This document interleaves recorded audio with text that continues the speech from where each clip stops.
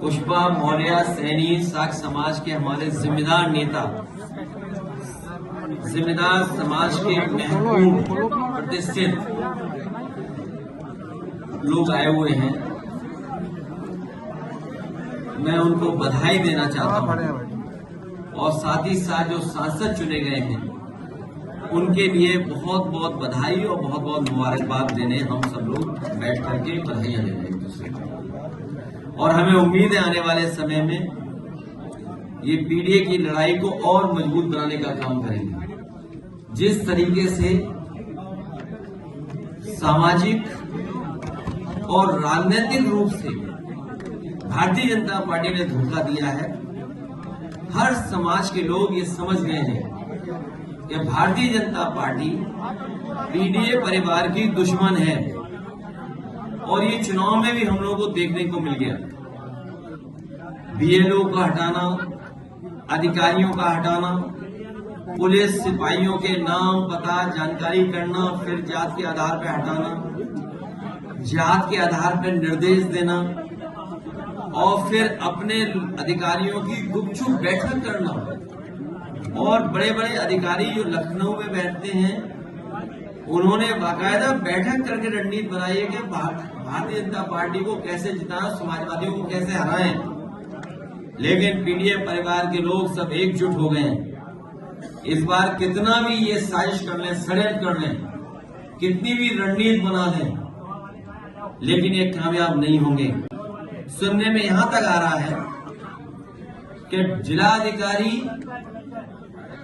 वो भारतीय जनता पार्टी के जिला अध्यक्ष बन गए हैं। अभी अंबेडकर नगर से सुनने में आ रहा है और वहां के हमारे कार्यकर्ता नेताओं ने भी बताया और प्रेस के जिम्मेदार लोगों ने भी बताया कि यहाँ के जिलाधिकारी जिला अध्यक्ष भारतीय जनता पार्टी बन गए हैं और प्रधानों को ढूंढ रहे हैं, कोटेदारों को ढूंढ रहे हैं, उनको डरा धमका रहे हैं, जबकि अभी नॉमिनेशन नहीं हुआ है। उसके बाद जिलाधिकारी ये कर रहे हैं। क्या ये आईएएस एकेडमी में ये सिखाया जाता है? क्या ये आईएएस लोग इसीलिए ट्रेन होके गए हैं? इन अधिकारियों की तस्वीर लगा करके हम लोग कहेंगे कि भारतीय जनता पार्टी के अधिकारी बन गए। अधिकारी नहीं है, ये वहां के संगठन के पदाधिकारी बन गए। और फिर आज एक वीडियो वायरल हो रहा है, जो बात मैंने पहले कही थी और फिर मैं दोहराता हूं। उत्तर प्रदेश में दंगा कराने का काम बहराइच में अगर किसी ने किया तो भारतीय जनता पार्टी के नेता उसमें शामिल थे। उनके विधायक अपनी ही पार्टी के कार्यकर्ताओं पे एफआईआर दर्ज करा रहे हैं और क्या उसमें धाराएं लगवा रहे हैं कि इन्होंने षड्यंत्र किया और दंगा करवाया है। और जो एक वीडियो वायरल हो रहा है जिसमें मैं बधाई देना चाहता हूं पत्रकार को कि उसने हिम्मत जुटा करके कम से कम वो छिपे हुए वीडियो से जानकारी हासिल कर ली कि पुलिस प्रशासन था ही नहीं घंटों और उन्हें खुली छूट दी गई थी। इसी तरीके से हिटलर काम करता था। हिटलर अपने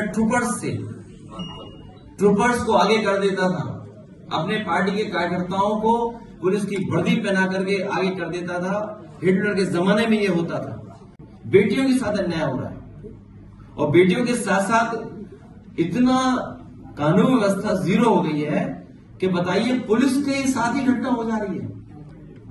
सुनने में आ रहा है कि कानपुर में पुलिस की महिला कांस्टेबल या कोई पदाधिकारी थी, कांस्टेबल, उसके साथ ही घटना हुई है। सोचो, पुलिस के साथ घटना हो गई है और उसी शहर कानपुर में पुलिस के यहां पकड़े गए कितने 25 लाख रुपए। और याद कीजिए पहले चांदी पकड़ी गई थी, आज पैसे पकड़े गए। पूरा पुलिस चला रही है सरकार को। ये स्थिति पैदा हुई है, केवल एक जिले में नहीं, हर जिले में ये स्थिति है। इस सरकार बनने के बाद सबसे पहले वो डीजीपी बने थे। वो क्या कह रहे हैं कि यूपी पुलिस बहुत दबाव में है, यूपी पुलिस बहुत दबाव में है, निष्पक्ष कार्रवाई नहीं कर पा रही है, दंगाई पर कार्रवाई करने पर उन्हें सस्पेंड कर दिया जाता है। अब आपको और क्या चाहिए बताइए? ये किसके इशारे हो रहा है आखिरकार? और पुलिस से बेहतर और पुलिस का सच कौन जानता होगा? सोचिए आप, अगर पुलिस के इतने वरिष्ठ अधिकारी ये बात कह रहे हैं तो पुलिस का सच पुलिस से बेहतर कौन जानता होगा? और भाजपाइयों ने तो लगता है पुलिस की हथकड़ी लगा दी है। भाजपाइयों ने पुलिस पर भी हथकड़ियां लगा दी हैं। इतना दबाव में पुलिस जांच करनी होगी।